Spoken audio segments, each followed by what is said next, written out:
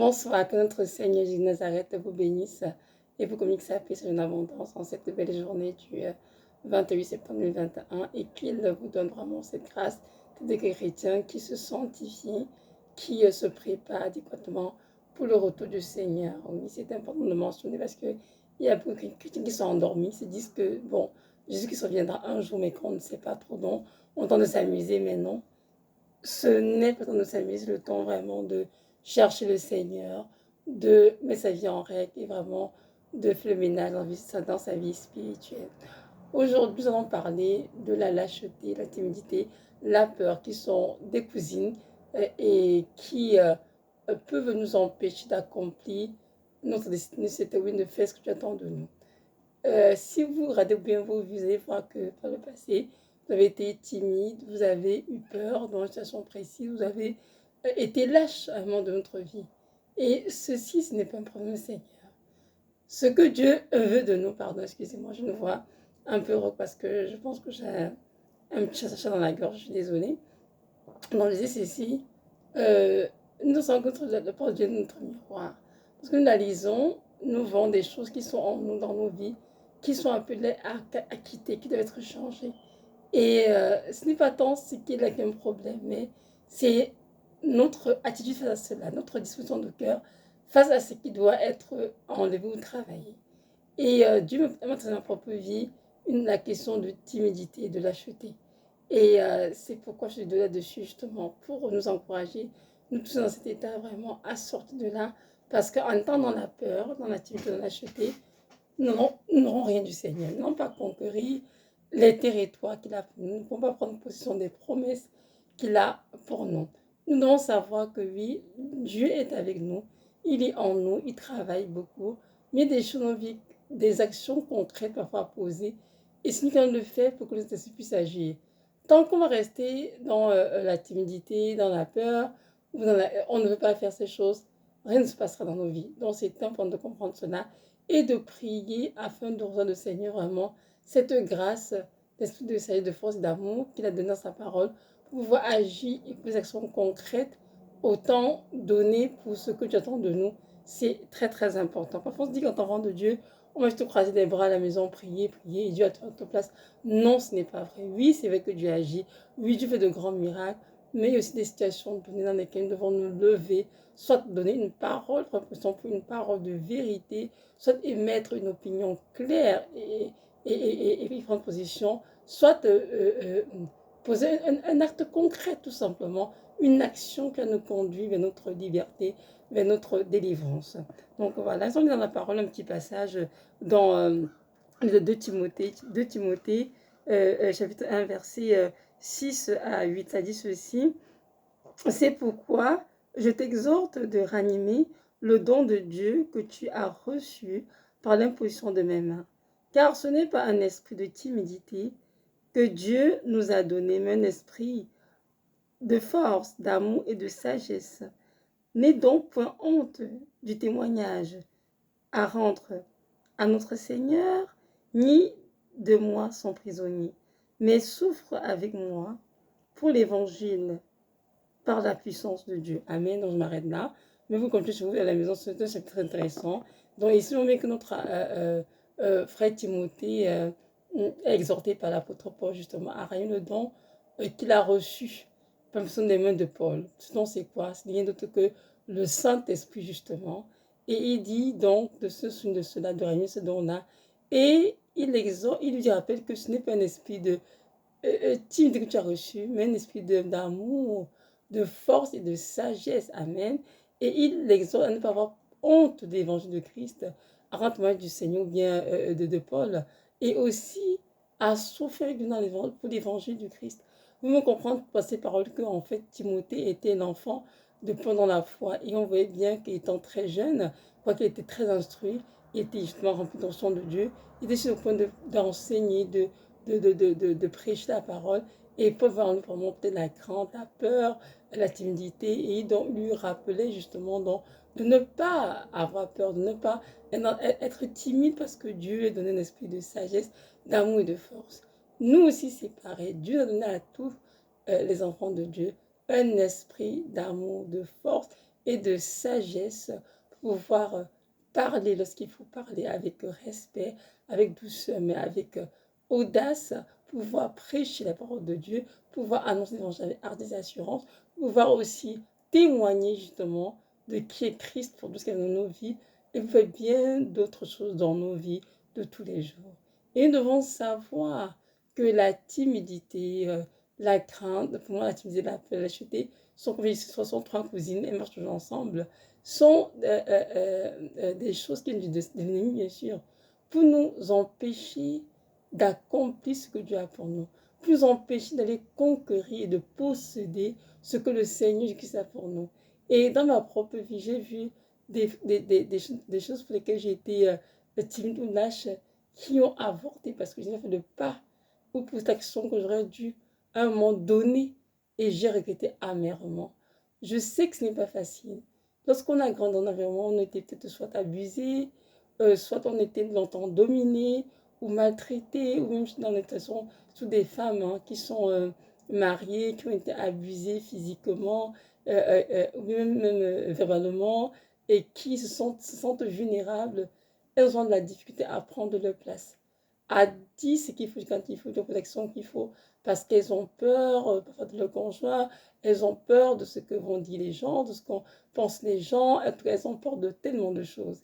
Et c'est sûr que c'est un état qui n'est pas facile à gérer, mais nous devons savoir que notre Dieu est là pour nous aider à sortir de la peur, de la lâcheté, de la timidité.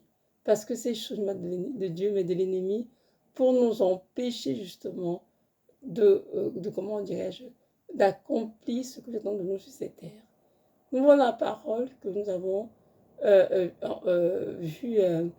vu dans la parole, justement, beaucoup, comme des femmes de Dieu, qui ont fait preuve de courage, de bravoure. Nous avons vu déjà Séphora, non pas Séphora, excusez-moi, Déborah, la prophétesse, justement, qui était allée en guerre avec Barak. Et c'est à cause d'elle, en fait, qu'ils ont gagné. Voyez-vous? Et nous avons aussi également vu le roi David qui allait affronter Goliath. Il n'avait pas eu peur, alors que le roi Saül et tous les Israélites avaient peur d'affronter le géant Goliath. Mais David, qui est un petit berger, avec juste comment dirais-je, s'affronte, a dit non, moi je vais contre Goliath, pas en mon nom, mais au nom des armées d'Israël que je sers. Et effectivement, il y est allé avec l'onction de Dieu et David a vaincu Goliath. Donc nous aussi nous devons savoir que ce n'est pas notre nom que nous levons pour des choses dans nos vies, dans notre entourage, mais c'est au nom du Seigneur, parce que tout ce d'être fait est ordonné au préalable le Seigneur. Est-ce que nous le faisons avec sa grâce, avec son aval? C'est sûr qu'on n'aura rien à craindre parce que Dieu est avec nous. Et si Dieu est avec nous, qui peut être contre nous? Que nous fait les hommes? Absolument personne. Nous devons savoir, en fait, enfants de Dieu, que le fait de dire Amen n'est pas assez, le fait de prier n'est pas assez.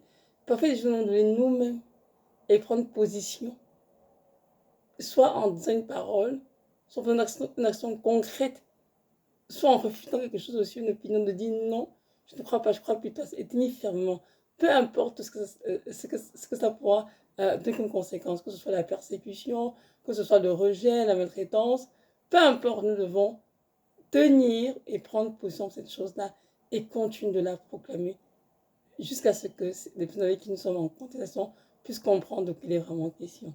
Et parfois, j'ai remarqué qu'on a tendance à vouloir laisser tout le monde du Seigneur. Seigneur, fais ci pour nous.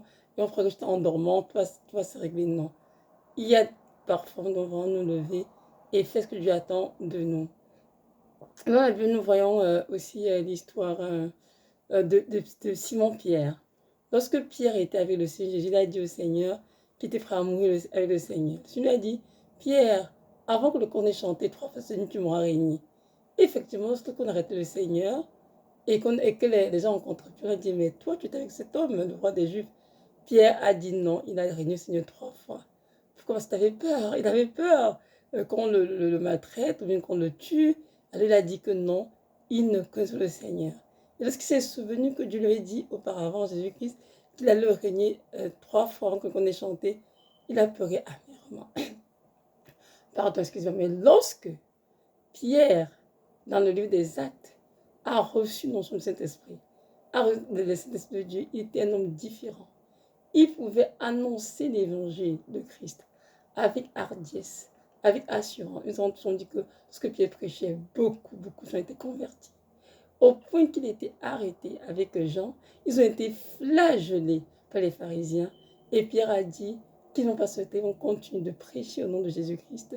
Il a dit ceci, mieux vaut obéir à Dieu qu'aux hommes. Amen.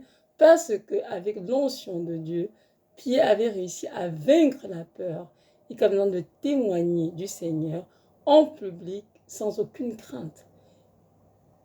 Parce que Dieu est avec nous. Mes frères et sœurs en Christ, nous devons prier dans nos Seigneurs. C'est la même grâce que Pierre a eue afin de sortir de nos peurs, de la lâcheté, de la timidité et comprendre que nous sommes des vaillants guerriers, des vaillantes guerrières pour le Seigneur. Nous avons été appelés à conquérir, ils allons conquérir et posséder tout ce que Dieu a pour nous. Mais ça prend que nous levions dans la prière, c'est sûr, mais aussi dans le concret, dans le tangible, pour des actions concrètes, pour pouvoir vraiment attester que nous sommes de Christ et faire sa volonté. Moi, j'étais une petite fille de nature timide. Je pense que j'étais comme ça. J'ai grandi, tout celle qui fuit les problèmes, qui ne veut pas affronter, qui ne veut pas confronter. Parce que je ne veux pas de litige, je ne veux pas comment dirais-je, de litige ou bien de bruit. Non, j'étais toujours celle qui était prête à s'excuser. Ok, je m'excuse, c'est fini. On fait la paix, on n'en parle plus. Même si j'avais raison, tellement j'avais des problèmes. Et j'ai tellement passé ma vie à fuir. Au point qu'à un moment donné, Dieu m'a dit, mais non, tu vas continuer ta vie à fuir, Evelyne. Il est temps que tu te lèves et que tu prennes position pour les choses que tu as affirmées être juste, que tu crois et que je t'ai enseigné, même dans ta propre maison, dans ton propre couple. Tu vas continuer à fuir. Tu as fui jusque quand? Et j'ai dit, Seigneur, donne-moi la grâce, tellement tu connais mon cœur, j'aime tellement être dans la paix, Seigneur. Je ne veux pas de problème, pas de chicane. Il dit, je sais, mais tu dois comprendre que parfois, il est nécessaire que tu ouvres ta bouche et que tu parles lorsque je te ordonne, bien sûr, avec respect, avec douceur, avec amour, bien sûr, mais que tu puisses dire à haute voix et avec assurance ce que tu vois qui n'est pas normal, qui n'est pas juste, et de prendre position pour la vérité. Et je vous assure, mes frères et sœurs, depuis quelques années, Dieu m'entraîne à cela. Il me met dans une situation où je suis obligée de dire la vérité dans mon cœur. Par exemple, la vérité, même si je suis persécutée, rejetée, maltraitée, dit tu vas tenir sur ta position. Il y a même des fois où je suis tellement en pleurs, je dis Seigneur, non, je vais me demander pardon, m'excuser, Seigneur, pour que la paix revienne autour de moi, Seigneur, pour que la paix revienne dans la maison. Je me dis non, tu ne t'excuseras pas, tu n'auras pas pardon parce que tu n'as rien fait de mal. C'est moi qui t'ai dit de parler, tu dois parler. Tu dois tenir dans l'opposition jusqu'à ce que je me révèle. La personne concernée, que je rétablisse la vérité dans les cœurs de chacun. Mais tu ne vas dire, oh, parce que Seigneur, j'ai trop peur, je ne veux pas de problème, je ne veux pas de chicane, alors je vais aller m'excuser. C'est trop facile parce que très souvent tu l'as fait. Et c'est vrai que les sont fait. Beaucoup de situations dans lesquelles je n'étais pas en tort, des situations dans lesquelles j'étais vraiment dans la vérité. J'ai dû me courber, je ne veux pas l'acheter, demander pardon pour pouvoir que la paix soit restaurée. Tu m'as dit non, ce n'est pas ça. Parce que l'amour se recherche de la vérité dans l'injustice. Parce que tu m'aimes, plus en amour qu'un peu de Christ. Tu dois te réjouir de la vérité. Alors, en tout temps, demander pardon, pas l'acheter ou pas timidité. Tu n'es pas en train de la vérité, mon enfant. Et l'amour ne se recherche d'injustice. J'ai dit, Seigneur, c'est vrai, tu as raison. Donc, depuis plusieurs années, Dieu est en train de travailler avec moi de ce côté-là. Est-ce que c'est complètement conquis? Moi, je ne pense pas. Je crois que je suis encore en train de faire mon chemin. C'est ce qu'on a fait une grande partie. Je suis mis encore un bout à faire. Et notre Seigneur vraiment m'encourage tous les jours à sortir de la boue, de la lâcheté, de la peur, de la timidité, de me rappeler que son Esprit Saint est avec moi en tout temps. Et qu'il écrit à Timothée dans 2 Timothée 1, verset 6, que ce n'est pas un esprit, non, pardon, que ce n'est pas un esprit de timidité que Dieu nous a donné, mais un esprit de fort d'amour, de sagesse. Amen. Donc nous avons avec nous, mes frères et sœurs en Christ, la force du Saint-Esprit, l'amour de Dieu en nous et la sagesse de Dieu avec nous. Nous n'avons rien à craindre. Si Dieu est avec nous, qui peut être contre nous? Comme nous fait les hommes, absolument personne. Donc nous devons comprendre qu'il est temps pour nous de nous lever comme David s'est levé et de combattre les Goliaths de nos vies. Oui, ces Goliaths sont nombreux dans nos vies et ils sont dans différents domaines. Alors c'est à nous de nous lever et vraiment de dire non à la peur, non à la chute, à la timidité et de dire Seigneur, donne-moi la grâce de les terrasser, de mettre sous mes pieds au nom puissant de Jésus. Bien sûr, lorsqu'on fait comme ça dans nos vies, quelques situations que nous traversons, nous allons contre ces situations, pas en notre nom, pour notre force personnelle, mais avec vraiment au nom du Seigneur de Nazareth, avec son Esprit Saint. Et bien sûr, il est avec nous, il nous épaule, nous soutient, il donnera la victoire sur nos ennemis. Que la parole, avec Dieu, nous ferons des espoirs, car c'est lui qui écrase nos ennemis. Et c'est le temps pour nous lever et de laisser Dieu écraser nos ennemis et nous gardons force, courage pour pouvoir avancer. Donc voilà, que notre Dieu vous bénisse et on demande cette grâce de conquérir la peur, la lâcheté, la timidité et de savoir que notre Dieu a donné à vous un esprit de force, d'amour, de sagesse pour pouvoir conquérir toutes choses. Soyez richement bénis. Shalom.